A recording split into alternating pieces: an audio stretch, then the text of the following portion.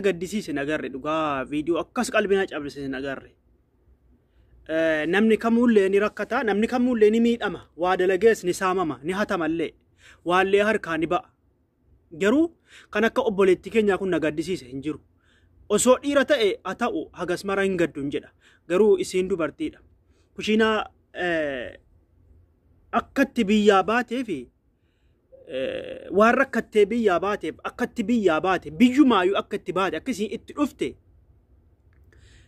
haalli dubartoonni keenya itti dhufanis waan nama yaaddessu haa ta'u malee erga dhufanii kushiinaa arabaa keessa waggaa hedduu akkas cinqamanii kushiinaa arabaa keessa cinqamanii viidiyoo obboleettii keenya tokko argeetan dhugaa akka malee onnee akka malee bishaan na godhe onnee kiyya na hiike. Isiin dubartummaa wajjiniin osoo dhiira ta'e aslan namni birrii heddullee ni kasaara, waa heddullee ni kasaara. Garuu isiin akka isiin himtutti viidiyoo isiin mee isiin dhageessaa waggaa 9 mana kushiinaa arabaa keessa dalage. Intala kana argeen ture waggaan arguu in faarfataatti waaqa sii faarfataatti eetumaan bira dabarte. Marraa lammaffaan itti dhufteettinaan viidiyoo isii kana ilaalee isiin lakka miidhama guddaa miidhamtee jirti. Waggaa 9 mana madaamii kushiinaa madaamii keessa akka saree olii gadi ari'amaa. Waggaa 9 mana madaamii keessa waa meeqa kasaarte, waa meeqa rakkatte, waa meeqa miidhamte obboleettiin keenya amantiin sii kiristaanaa. Tokkoffaa biyyaa ba'uu isiitiin arrafamte dubartii biyya alaa amaa xiqqeeffamaatiyyee. Lammaffaa immoo hin milkoomnee fi viidiyoo si walumaan laallee kaane waa biraatti dabarfannaa obboleewwan kiyyaa namni cuftinuu waan kanamee jajjabinaa fi obsuma kadhataniif malee wanti godhanullee kan biraa wanni takka illee hin jiru. Dhugaa an akka malee na yaaddesiti akka malee an aslan dubartii biyyaa baate kan akka malee garaa na nyaatti dhugaa rabbi akka malee garaa na nyaatti. Keessattuu kan isii kana ammoo gizeesiin akkas boosu sooshaal miidiyaa irratti wallaahi waan baay'ee nama gaddisiisudha. Mee viidiyoo si walumaan laalla obboleewwan kiyyaa. Ay obboleettii kiyyaa kanaa kee.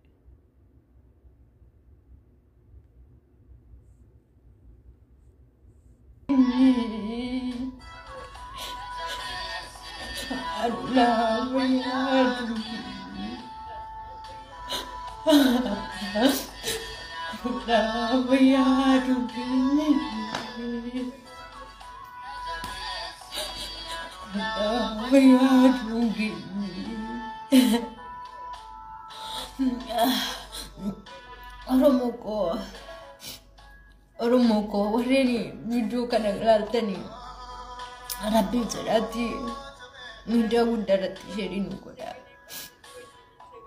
Adaraa keessanii warreen sagalee qabdanii warreen sagalee namaa ta'uu dandeessanii adaraa keessanii OMN irratti illee sheerii na godha.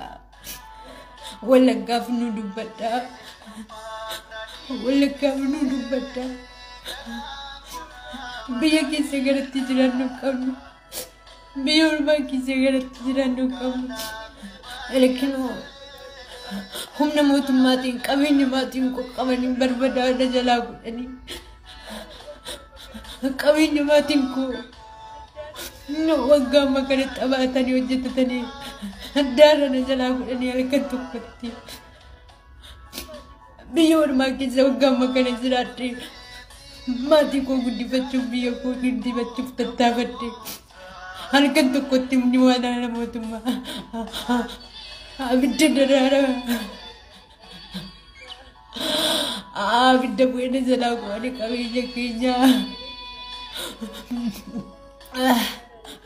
qabeenya maatiin koo qabanii abidda daraara jalaa godhanii halkan tokko keessatti kanuma daddarbii immoo inni kan reebamaa inni kan immoo ajjeefamaa jira. Isa kan immoo qabeenya isaa makiinatti naqanii fedhachaa jiru. Horii makiinatti naqachaa jiru. Rabbiif jedhaati warri miidiyaa hundaa qabdanii wallaggaarraa dubbadda. Wallaggaarraa dubbadda. Warra guduruu wallaggaa keessatti aanaa Jimmaa Gannatii keessatti wanti ta'aa jiru. Waa addaati. Namni dubbatuuf hin jiru. Erikinu nama afaan Oromoo dubbachuu hin dandeenye, nama afaan Amaariffaa dubbachuu hin dandeenye. Warra Benishaangul Gumuz fidee Oromiyaa keessa naqee ummata ajjeesisaa ummata fichisiisaa jira arginu waggaa amma kana biyya ormaa waggaa sagal hojii waggaa amma kana hojii qabeenya isaanii daadhaadha jalaa godhanii jalaa barbadeessanii oromoo koo.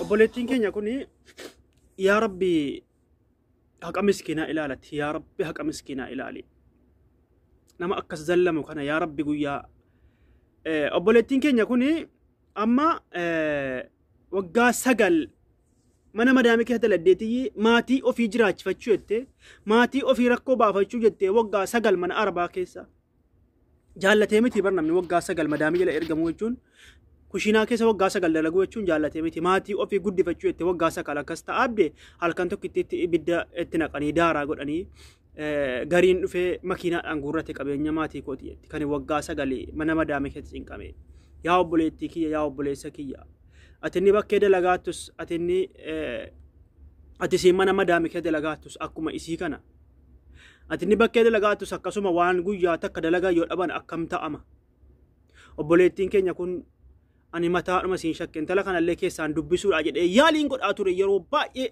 keessaan dubbisiitan waan hunda dura qabe akkasii mataa siillee hin dhabne duniyaan ni dhufa ni argatti keessattuu immoo inni si mana madaamii keessa dalagde gubaan nama keessaan bahu abadan wallahi ani ijoollee keenya shamara mana madaamii dalaganu as taa'een gubadha nan gubadhaaf dhugaa rabbi warra bakkee dalagullee wayya malee ijoollee dhiiraa jechuudha mana madaamii keessa akkas cinqame dalagan gargaraan na gubataa ta'u malee isiin kun waggaa 9 daladdee namni keessaan baha jedhee dalagaa waggaa 4 yoon dalage waggaa 4 booda biyya kootti yookiin galee maatii koo bira ta'a yookiin immoo bultii qabadhe san taa'attee gammadde ture garuu isiin kun waa waggaa 9 daladde dhabde waa waggaa 9 mana madaamii daladde dhabde otuu ofii dhabdee maatiin sitti fayyadamanii rakkoon qabu ofiifis dhabdee maatiin sis dhabanii bakkeetti safanii mannis gubatee qabeenyis badee yaa rabbi haqa miskiinaa ilaalati kanaafuu obboleettii kiyya kana bakka agartanitti jajjabina godhaa fi akkasiin hiyyaanne akkasii mataa siin dhabne dhugaa an isii maallaqa inni duraa badeenitti ana baay'ee tokko sammuu na dhukkube baay'ee tokko itti dhiphadhe